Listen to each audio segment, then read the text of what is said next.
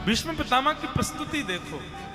भीष्म पितामह कहते हैं, बोले भगवान मैं अपनी एक पुत्री का आपसे ब्याह करना चाहता हूं। कौन सी पुत्री? बोले मेरी मति रूपी पुत्री, जिस मति की वजह से मैं कौरवों के संग में था, आज उसी मति का मैं ब्याह करना चाहता हूं। ठाकुर जी आपने सबको बाल्यकाल से एक मति रूपी पुत्री दे रखी है, मैं इस मति का आपसे ब्याह करना चाहता हूं। देखो सीधे कह देते मैं अपनी मति देना चाहता हूं, नहीं ब्याह करना चाहता हूं। यह प्रस्तुतिकरण है भीष्म पितामह का। भगवान बोले भैया तुम्हारी मति पुत्री है? बोले जी। तो कन्या वर्यते रूपम, कन्या रूप से विवाह करती है। तुम्हारी पुत्री को हम प्रिय हैं कि नहीं ये तो पूछ लो। भीष्म पितामह बोले ठाकुर जी आप किसको प्रिय नहीं हो पहले उसका नाम बताओ मुझको। आप किसको अच्छे नहीं लगते, किसको नहीं भाते हो? सबको तो प्रिय लग जाते हो। ऐसा आपका रूप लावण्य, ऐसा आपका सौंदर्य, ऐसा आपका स्वरूप, कौन नहीं मोहित होता आपके ऊपर नाथ। त्रिभुवन कमनम तमाल वर्णम रविकर गौरवराम्बरम दधाने वपुरल ककुलावृताननाब्जम विजय सखे रतिरस्तु मेनवत्य। त्रिभुवन कमनम तमाल वर्णम। ठाकुर जी आपका रूप कैसा है? त्रिभुवन कमनम, त्रिभुवन को अपने ऊपर मोहित करने वाला ये आपका रूप है नाथ। और कैसे हैं आप? बोले तमाल वर्णम। आपका वर्ण कैसा है? तमाल वर्ण है, कृष्ण वर्ण है। मैं एक बात कहा करता हूं कि यदि ठाकुर जी आपको काले दिखते हैं ना, तो इसका मतलब है कि आपकी दृष्टि में दोष है, ठाकुर जी काले नहीं है। ठाकुर जी का वर्ण तो कृष्ण है। और कर्षतीति कृष्ण, जिसको देखने के बाद और कोई प्रिय लगे ना, जिसको देखने के बाद उन्हीं के प्रति आकर्षण बना रहे, वैसा ठाकुर जी का वर्ण है। ठाकुर जी का वर्ण काला नहीं है, कृष्ण है। त्रिभुवन कमनम तमाल वर्णम रविकर गौरवराम्बरम दधाने। त्रिभुवन को मोहित करने वाला वपु है नाथ आपका। तीनों लोक आपके ऊपर वारी वारी जाते हैं, आपके रूप पर न्योछावर हो जाते हैं। यहां पर भीष्म पितामह कहते हैं, बोले आपका ड्रेसिंग सेंस कितना बढ़िया है ठाकुर जी। क्यों? बोले आपका वर्ण कैसा है? बोले तमाल वर्णम। आपका वर्ण तो है सांवला सा, थोड़ा गहरा, और उस पर आप पहनते क्या है? बोले रविकर गौरवराम्बरम दधाने हैं। उसके ऊपर आप सूर्य को भी लज्जा हो जाए ऐसी लज्जा कराने वाले सुंदर पीतांबरी का धारण करते हैं नाथ। ऐसी सुंदर पीतांबरी पहनते हैं कि सूर्य भी अपने आप को बादलों की ओट में छुपा लेता है। अच्छा, यहां पर भीष्म पितामह ने जैसे ही प्रस्ताव रखा विवाह का कि मैं अपनी मति रूपी बेटी का ब्याह करना चाहता हूं, तो भगवान एक प्रकार से यहां पर यह बात कह रहे हैं कि भाई देखो, किसी भी पिता को अपनी पुत्री के विवाह के लिए अपने होने वाले दामाद में जो लक्षण देखने चाहिए वो तुमको हम में दिखते हैं। तुम भले ही मति रूपी बेटी का ब्याह कर रहे हो, पर बेटी तो है तुम्हारी। हमको दामाद बनाना चाहते हो तो दामाद में जो लक्षण होने चाहिए वो हम में हैं। भीष्म पितामह बोले आप में क्या लक्षण नहीं है प्रभु, बताओ, जो बताओगे मैं सब आप में दिखाऊंगा। तो भगवान बोले सबसे पहला हमारी बेटी का जिससे वर्ण हो वो सुंदर होना चाहिए। सबसे पहला दामाद में जो लक्षण हो वो सुंदर। तो भीष्म पितामह कहते हैं त्रिभुवन कमनम तमाल वर्णम रविकर गौरवराम्बरम दधाने। नाथ आप इतने सुंदर हैं, त्रिभुवन कमनम, तीनों भुवन आप पर वारी वारी जाते हैं नाथ। तमाल वर्णन, आपका वर्ण कैसा? बोले तमाल वर्ण का है।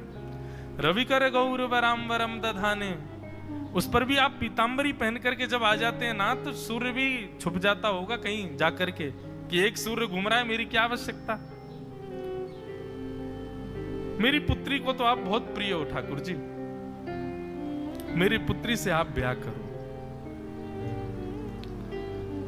भगवान बोले अकेली सुंदरता नहीं देखनी चाहिए, सौंदर्य देख करके और फिर बाकी सब चीजों को नजरअंदाज करके यदि ब्याह करोगे तो बाद में पछताओगे। केवल सौंदर्य का भान नहीं होना चाहिए विवाह में, और भी कई लक्षण देखने चाहिए। विष्णु पितामह बोले बताइए कौन सा लक्षण देखना चाहिए? तब भगवान कहते हैं शौर्य। हम जिसको अपनी बेटी का दान करें, ऐसा होने वाला हमारा दामाद, उसमें शौर्य भी तो होना चाहिए। शौर्य नहीं है, बलवान नहीं है, तो कल को परिस्थिति खराब हो गई, बेचारा भीगी बिल्ली बन के बैठा रहेगा, बेटी परेशान होगी हमारी। इसलिए देखना चाहिए पहले कि दामाद शौर्यवान है कि नहीं। कल को ऊंच नीच आए जीवन में तो संभाल तो लेगा सब। तब भीष्म पितामह कहते हैं युधितुर गर्जो विधुम्न विश्वक कचलुलित श्रम वार्यलंकृतास्ये मम निशित शरैर्विविद्यमानः त्वचि विलसत् कवचेस्तु कृष्ण आत्मा। त्वचि विलसत् कवचेस्तु कृष्ण आत्मा। ठाकुर जी आपके शौर्य की आप पूछ रहे हैं कि आप शौर्यवान हैं कि नहीं? पूरे महाभारत युद्ध में सब एक ही को मारना चाहते थे। किसको? अर्जुन को। सब हाथ धो करके किसके पीछे पड़े हैं? अर्जुन के। और इतने बड़े बड़े सैनिकों ने अपने तस्कर से ना जाने कितने बाण छोड़े अर्जुन को मारने के लिए, लेकिन कम से कम चलो ठीक है अर्जुन जीवित है, हाथ पे बाण लग गया होता, पैर पे बाण लग गया होता, उसका मुकुट ही गिर गया होता, कुछ तो होता।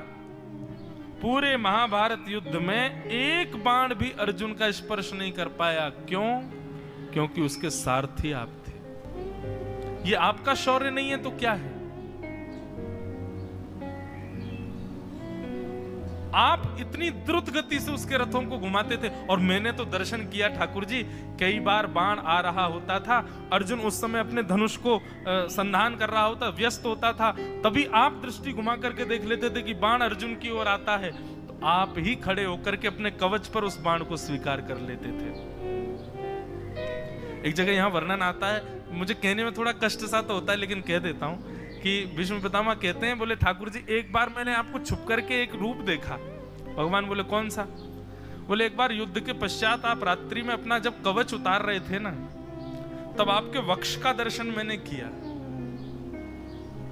श्याम वर्ण के आप हैं, लेकिन फिर भी उस श्याम वर्ण पर गुलाबी गुलाबी मानो जैसे अत्यंत श्रमित आपका वक्ष मैंने देखा। और उस वक्ष पर भी मैंने क्या देखा?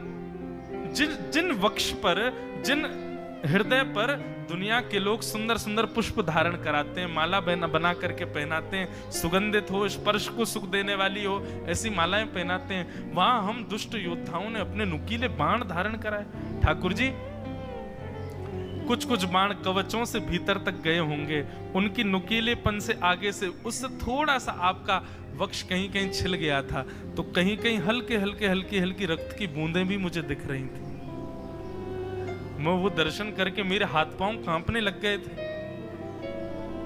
कि अर्जुन की रक्षा के लिए आप बाणों को अपने अपने कवच पर स्वीकार कर लेते थे। आपसे बड़ा शौर्यवान कौन होगा?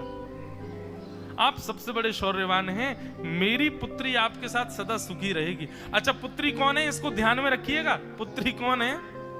मति, मन, जिसकी वजह से हम संसार में भटक रहे हैं, जिसकी वजह से हम पाप पुण्य आदि सब कर्म कर रहे हैं, वो मति। उसके लिए भीष्म पितामह कह रहे हैं, उसके लिए सबसे योग्य वर आप हो, सुंदर भी हो, शौर्यवान भी हो और स्वभाव। भगवान कहते हैं कि होने वाले दामाद में तीसरा लक्षण होना चाहिए, उसका स्वभाव सुंदर होना चाहिए। तब भगवान कहते हैं, तब भीष्म पितामह कह रहे हैं आपका स्वभाव कैसा है कि सपदि सखी वचो निशम्य मध्य निज परयोर्वलयोरथम निमेष्य स्थितवति परशैनिकायुरक्षणा हतवति पार्थ सखे रतिर्ममास्तु।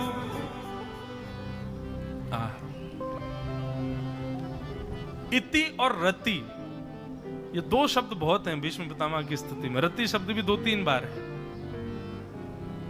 रति, रति मतलब आसक्ति। भीष्म पितामह कहते हैं, बोले भगवान सपदि सखिवचो निशम्य मध्ये निज परयोर वलयोर रथम निमेष्य। आपका स्वभाव कैसा है? बोले स्वभाव की तो बलिहारी है नाथ, जहां स्वामी अपनी प्रभुता छोड़ करके और सारथी बन जाए। प्रेम के वश अर्जुन रथ हांक्यो, भूल गए ठकुराई, सबसे ऊंची प्रेम सगाई, सबसे ऊंची प्रेम सगाई। महाराज जी, कभी कभी मन में भाव आता है, ठाकुर जी कितने, स्वभाव कैसा है ठाकुर जी का। हम लोगों को जो प्रिय नहीं है, जैसे मुझे ये अच्छा नहीं लगता कि कोई व्यक्ति अपनी बहुत ज्यादा प्रशंसा करे। अब मेरे सामने आया हुआ व्यक्ति यदि अपनी प्रशंसा करने लग जाए तो मेरा मन अपने आप खिन्न हो जाता है। मैं कल से प्रयास करूंगा कि उसके पास ना जाऊं। ये हर मानव का ऐसा स्वभाव होता है। हर मानव ने अपना एक परकोटा बना रखा है कि वो अगर उससे विपरीत कोई व्यक्ति उसके सामने आता है तो वो उससे दूरी बना लेता है। ठाकुर जी ने भी बताया था एक बार कि मुझे कौन कौन से स्वभाव प्रिय नहीं है। निर्मल मन जन सो मोहे पावा, मोहे कपट छल क्षेत्र न भावा। निर्मल मन जिसका हो मैं उसी को स्वीकार करता हूं। कपट छल छिद्र बाजी चतुराई ये जिनके भी अंदर है वो मुझे बिल्कुल स्वीकार नहीं है। लेकिन फिर भी देखो ठाकुर जी को, हमारे अंदर सारे अवगुण हैं, वो सारे अवगुण हैं जो ठाकुर जी को प्रिय नहीं हैं, फिर भी ठाकुर जी कभी हमसे दूरी नहीं बनाते। नित्य अपने कपाट खोल करके रखते हैं, अपने दर्शन कराते हैं, अपने मंदिर बुलाते हैं, अपना नाम गवाते हैं, अपनी कथा सुनवाते हैं। कभी भी ठाकुर जी के चित्त में यह भाव नहीं आता कि ये मुझे प्रिय लगने वाले व्यवहारों से विपरीत है, इससे मैं ना मिलूं। ना, सबसे मिलते हैं। कितना प्रिय स्वभाव है ठाकुर जी का। हमारे वृंदावन में श्री बिंदु जी महाराज, उनका ये पद बहुत प्रिय लगता है मुझे। शिकायत करते हुए ठाकुर जी से कहते हैं, बोले ठाकुर जी पहले आपका स्वभाव बहुत बढ़िया था, अब आप बदल गए हो। पहले आप बढ़िया थे। कैसे बढ़िया थे? बोले पूतना विष देने के लिए आई और आपने क्या किया? अहो वकीयम स्तनकाल कूटम जिघांक्षयापा यदाप्य साध्वी लेभे गतिम धा त्रुजिताम ततोन्यम कंबा दयालुम शरणम ब्रजेम। अरे भला कोई विष पिलाने वाले को सदगति कैसे दे सकता है? आपने दे दी। लेकिन ठाकुर जी हमको अब ऐसा लगने लगा है कि पहले बढ़िया था आपका स्वभाव, अब आप बदल गए हो। और ये व्याज स्तुति का मतलब क्या होता है? ठाकुर जी से शिकायत करते हुए उनकी स्तुति गा रहे हैं श्री बिंदु जी महाराज का। मुझे बहुत प्रिय लगता है ये पद। सब लोग करताल बजाते हुए गाना ठाकुर जी से कह रहे हैं, क्या वह स्वभाव पहला सरकार अब नहीं है, क्या वह स्वभाव पहला सरकार अब नहीं है। हम दीनों के वास्ते क्या दरबार अब नहीं है, दीनों के वास्ते क्या दरबार अब नहीं है। शांत मत रहिएगा, सब लोग मेरे साथ गाइएगा। ठाकुर जी से शिकायत करनी है। हम 3-3 बार गोमती जी में, गोदावरी जी में स्नान कर रहे हैं, 4-4 घंटा बैठ के साधना कर रहे हैं। पहले तो आप बड़े दयालु थे ठाकुर जी, इतना कोई कर ले तो आप उससे मिलने आ जाते, तो हमसे मिलने क्यों नहीं आ रहे हो? शिकायत करो ठाकुर जी से। क्या वह स्वभाव पहला सरकार अब नहीं है, क्या वह स्वभाव पहला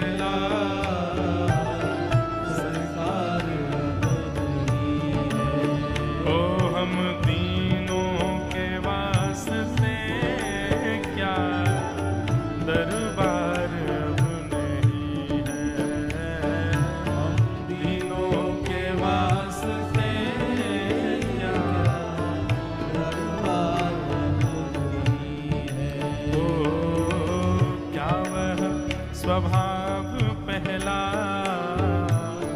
सरकार अब नहीं है, क्या वह स्वभाव पहला सरकार अब नहीं है। बिंदु जी कहते हैं या तो दयालु मेरी दृढ़ दीनता नहीं है,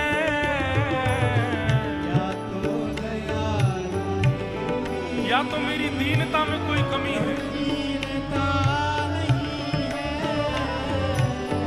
या तो दयालु मेरी दृढ़ दीनता नहीं है, या तो दयालु मेरी दृढ़ दीनता नहीं है। अब यहाँ श्री बिंदु जी महाराज कह रहे हैं, बोले ठाकुर जी निश्चित ही मेरी दीनता में कोई कमी है, इसीलिए आपका स्वभाव मुझे ऐसा लग रहा होगा। लेकिन तुरंत ही अपनी बुद्धि बदल करके कहते हैं ऐसा भी तो हो सकता है कि मेरी दीनता तो बढ़िया है, लेकिन आपको दीनों की जरूरत ही नहीं है आजकल, आप पैसा वाले ज्यादा हो गए हो। या दीनों की तुम्हें ही दरकार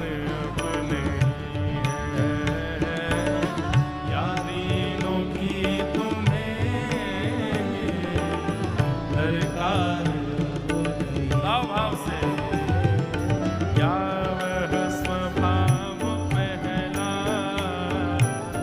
सरकार अब नहीं है, क्या वह स्वभाव पहला सरकार। अच्छा, मुझे ऐसे भक्त महाराज जी बड़े बढ़िया लगते हैं जो ठाकुर जी से जबरदस्ती जिद कर कर आकर के लड़ते लड़ते प्रेम कर लेते हैं। केवट वो कह रहा, बोले आप जिसको छू देते हो वो नारी बन जाता है, मेरी इकलौती नाव है, इसी से मेरा घर परिवार चलता है, कहीं आपने ऐसे छू दी तो पहले धोऊंगा आपके चरण। कठौती में चरण रख के धो लिए, ठाकुर जी का कठौता हिलने लगा तो बोले हाथ रख दो मेरे सिर पर, गिर गिरा जाओगे, राजकुमार नहीं हो, वनवासी हो गए हो आप। ठाकुर जी ने दोनों चरण रख लिए। लक्ष्मण जी और सीता जी देखते रह गए। जिन चरणों के स्पर्श के लिए देवता भी लालायित रहते हैं, उन चरणों को जबरदस्ती जिद करके कटौते में रखवा लेता है। और अपने वरद हस्त, जिन वरद हस्त के लिए लक्ष्मी सदा चरण दबाती है कि ये वरद हस्त मेरे सिर को प्राप्त हो जाएं, दोनों वरद हस्त अपने सिर पर रखवा लेता है जबरदस्ती। और उसके बाद ठाकुर जी की नौका चलाता है केवट, और जैसे ही किनारा आने वाला होता है सोई घुमा देता है, फिर ले जाता है वापस। चलाते चलाते बीच में भंवर में घुमाता रहता है। एक बार ले गया, फिर वापस कर लाया। लक्ष्मण जी बोले जी क्या कर रहे हो भाई साहब आप? बोले नौका किसकी? बोले तुम्हारी। ये स्थान किसका? बोले तुम्हारा। तो बोले इच्छा भी मेरी चलेगी, अभी मेरा मन नहीं पल्ली पाल ले जाने का, अभी घूमते रहो बीच में ही। इतने में लक्ष्मण जी बोले, सीता जी बोले, तब तक तो बेचारा कुछ नहीं बोला। वो इंतजार कर रहा था ये राम जी बोले। राम जी बोले भैया अब बहुत देर हो गई, पार कर दो हमको। केवट कहता है इतने में ही थक गए, और आप जो हम लोगों को 84 लाख में नचाते रहते हो हैं, कभी छपकली बना देते हो, कभी चेंटी बना देते हो, कभी कुकर बना देते हो, कभी सुकर बना देते हो, कभी कुछ। ये 84 लाख यूपी समुद्र में इतना हमको नचाते हो, हम 84 लाख बार इधर उधर करते, हम तो थकते नहीं, 4 बार में थक गए, अभी और घूमो।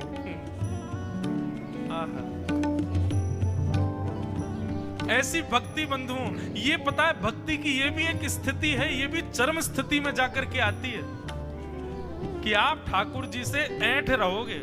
हमारे वृंदावन में कहते हैं हम श्री राधे जू के बल अभिमानी, हमको अभिमान है किसका? बोले श्री किशोरी जी का वरद हस्त है हमारे ऊपर। हम श्री राधे जू के बल अभिमानी, टेढ़े रहत मोहन रसियासों, बोलत अटपटी वाणी। ठाकुर जी से सीधे मुंह बात नहीं करते हम लोग। बोले क्यों? काय बात के अभिमान में भैया? बोले किशोरी जी को हाथ है हमारे ऊपर, हमारे माई श्यामा जू को राज।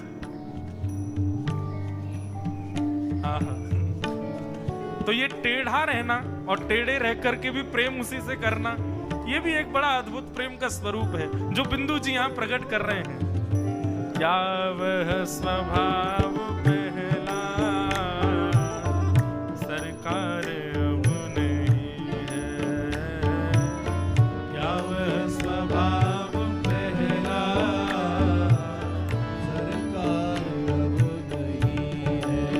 वो हम दीनों के वास्ते क्या दरबार अब नहीं है, दीनों के वास्ते दरबार अब नहीं। बोलो द्वारिकाधीश की।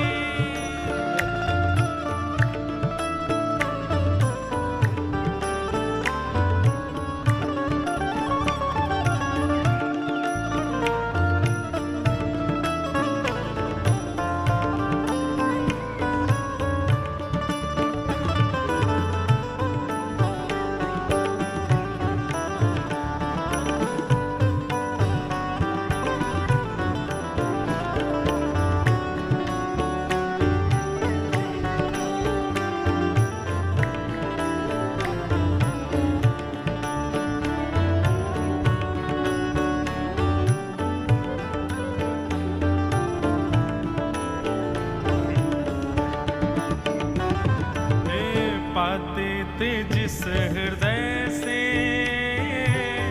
आश्रय अनाथ लाखों, पाते थे जिस हृदय से आश्रय अनाथ लाखों, पाते थे जिस हृदय से आश्रय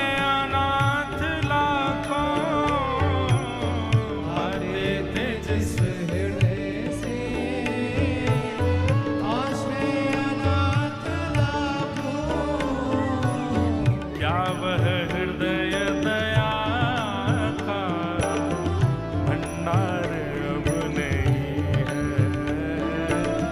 क्या वह हृदय दया का भंडार अब नहीं है, क्या वह स्वभाव पहला सरकार अब नहीं है, क्या वह स्वभाव पहला सरकार और जिससे कि द्विज सुदामा त्रैलोक्य पा गया था, जिससे कि द्विज सुदामा त्रैलोक्य पा गया था, जिससे कि द्विज सुदामा त्रैलोक्य पा गया था, जिससे कि द्विज सुदामा त्रैलोक्य पा गया था।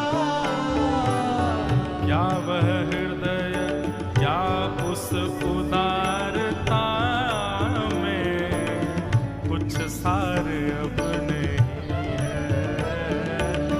क्या उस उदारता में कुछ सार अब नहीं, क्या वह स्वभाव पहला सरकार अब नहीं है,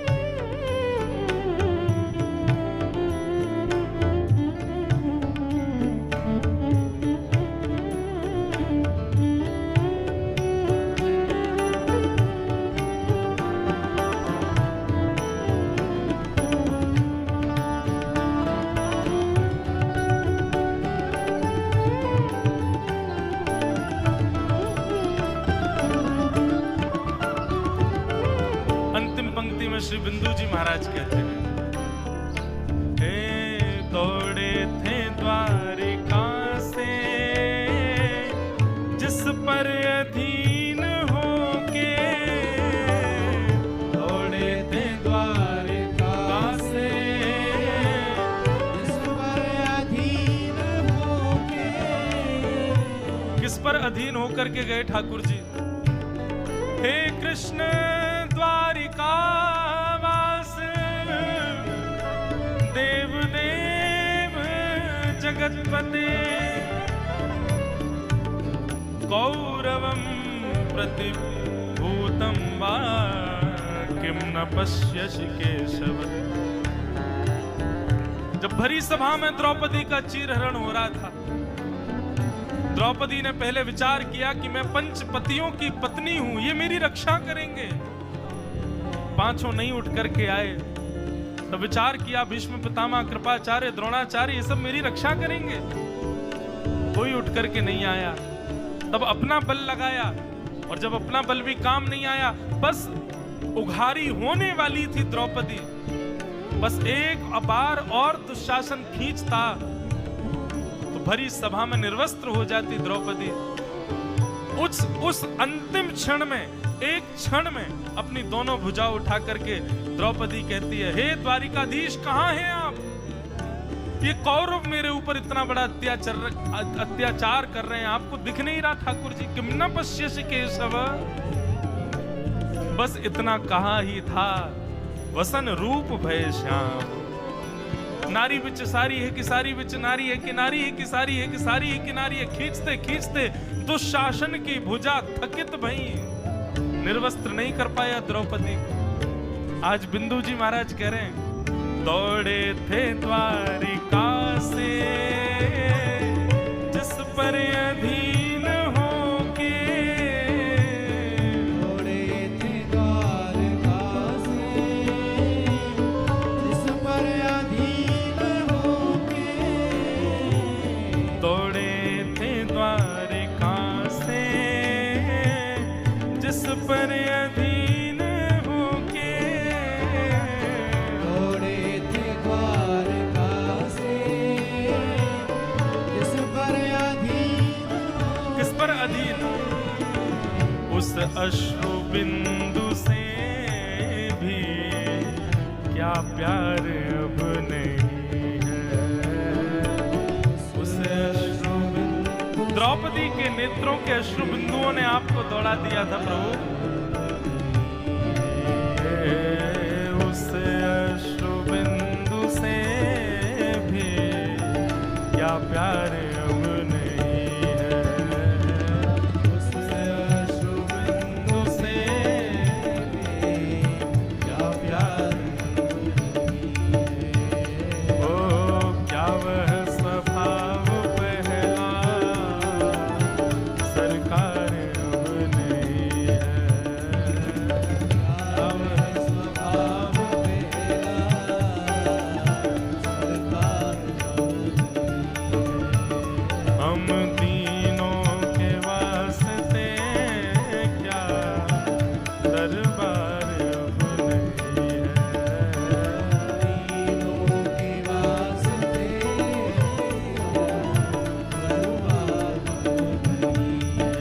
ओ क्या वह स्वभाव पहला सरकार अब नहीं है। स्वभाव पहला सरकार गोविंद बोलो हरि गोपाल बोलो, गोविंद बोलो हरि गोपाल बोलो, श्री गोविंद बोलो हरि गोपाल बोलो, गोविंद बोलो हरि गोपाल बोलो, श्री राधा रमण हरि गोविंद बोलो, राधा रमण हरि गोविंद बोलो, श्री राधा रमण हरि गोविंद बोलो। राधा रमण हरि गोविंद बोलो। ओ क्या वह स्वभाव पहला सरकार अब नहीं है। क्या वह स्वभाव पहला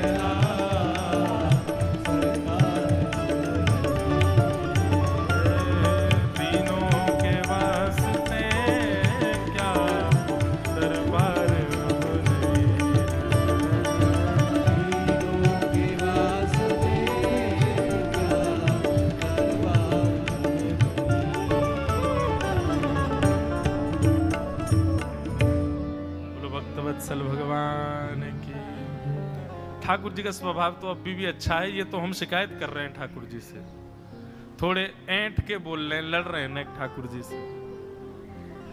देखो स्वभाव देखो ठाकुर जी का।